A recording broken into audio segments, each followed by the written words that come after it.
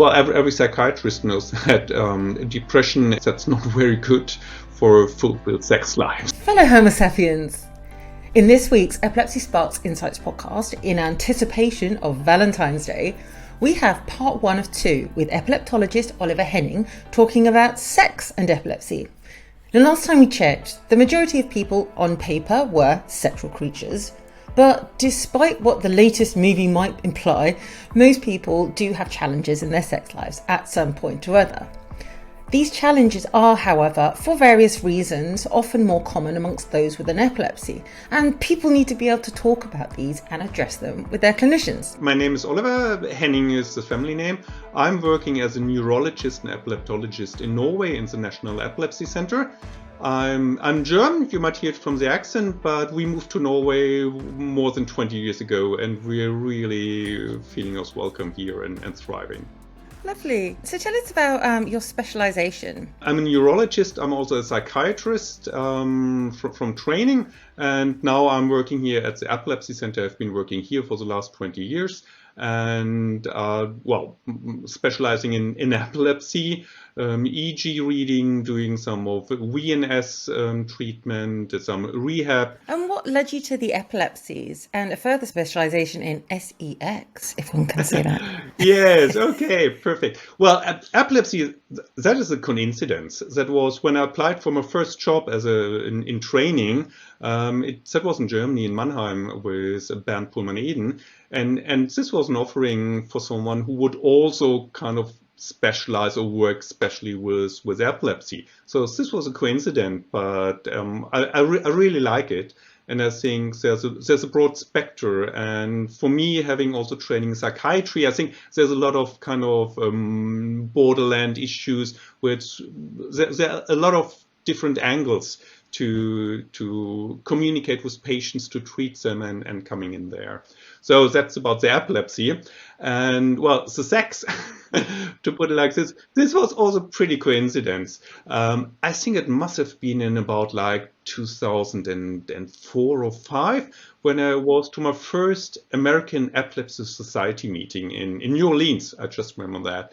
And kind of coincidentally, I went into a lecture which was one evening by Selim Bembadis, who's he's a glimmerant lecturer, so it's always interesting and humorful. And he was talking about sex, drugs, and epilepsy. And this was kind of a mind-opening for me, because I hadn't thought so much about sexuality in epilepsy and some special relation there. Of course, we are used to talking about sex, for example, in psychiatry, where you ask people about sexuality, which might be one of the issues with depression or so. But this was kind of an opening, and he talked about it, and I think, yeah, of course, that's true. It's an important issue, and we should start talking about it or giving the possibility to talk about. And this was the inspiration to do a study, which we did here some years later, and where we really saw, when we were asking patients also, did you ever had the possibility to talk about sexual problems with your physician? And I think it was less than 10% who said that they had been, talked about, asked about, or somehow gotten into this. And I think, as we think, a lot of people do not have sexual problems, so that's also important. That's not always this. But there were also quite a few patients who did report having sexual problems, or also over a longer time period, who did not have the possibility to talk about. And they started to talk to me when I asked them, would you like to join this study? We are going to ask you about questions about depression, and we're also going to ask you some questions about sexuality. And I was feeling a bit like, yeah, you don't know, could you just open like that? And people would say, yes, absolutely. And as you're mentioning it, I have some issues, and I have some questions, and what do you think and what you do? So this was kind of the starting point, and that's really been interesting. Have your studies shown that people with an epilepsy are more likely to have challenges regarding their sexuality or sex life?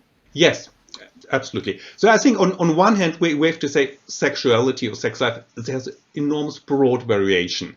And I think we have to be careful to allow anything. And the important thing is that people are happy, or if people are distressed in whatever way, that might be an issue. And we know that also in the general population, there's a kind of pretty high rate of people who report sexual problems. We saw all of that in our studies. But still, we see in both studies we've done that there's an increased rate of persons with epilepsy in reporting sexual problems of quite a broad variations. That could be from kind of not getting erection when wanted, not getting kind of moisture you would need for sexual intercourse, but also some psychological problems like being afraid for sexual encounter, feeling awkward in the situation. So it kind of varies between biological issues and psychological issues. That's right. I think, well, sexual problems could be quite many different problems you could have. It would be like being interested, having the libido, and all this kind of stuff. And also when we're talking about factors, what are the causes? And I think there are also, as you pointed out, there's these two sides. So there's a kind of a biological side where we think the epilepsy itself might be a factor or risk factor in some patients. There might be treatment, which might imply with sexuality or cause some problems. But there's also quite a broad field, I think at least, where we're talking about psychosocial issues like how many people do you meet, what are your abilities to meet people, and a lot of restrictions which might stop people from having kind of the possibilities. Do you also talk about solo sex, I guess, masturbation and things like that, which can come in useful for many people, but I suppose especially if you are quite restricted in the number of people you might meet? Yes, of course. And I think, well, what we have seen, I'm not an expert on pornography, just like from when you look at the internet and whatever, I think the access to pornography has been extreme developed like the last 10 years. There's been really changes, and this opens up for having sex with yourself, and this is also sex, of course. And if you there encounter like, say, organic problems, so you don't get like arousal, whatever, this is frustrating, and there might be what we've been also talking about, like a kind of negative cycle where you get like you get the feeling, well, it does not work, and you not get satisfied, so you get more depressed, and depression increases it, and this is going on. It's like an ongoing cycle, and so how do you break that cycle? Yes, exactly. And so this is a really common issue you find, is it, amongst people?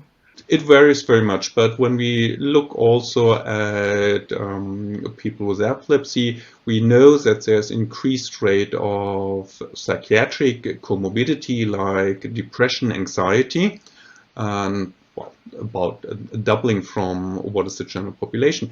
And well, every psychiatrist knows that depression that's not very good for a fulfilled sex life. So this is kind of and as you said, it's a negative cycle.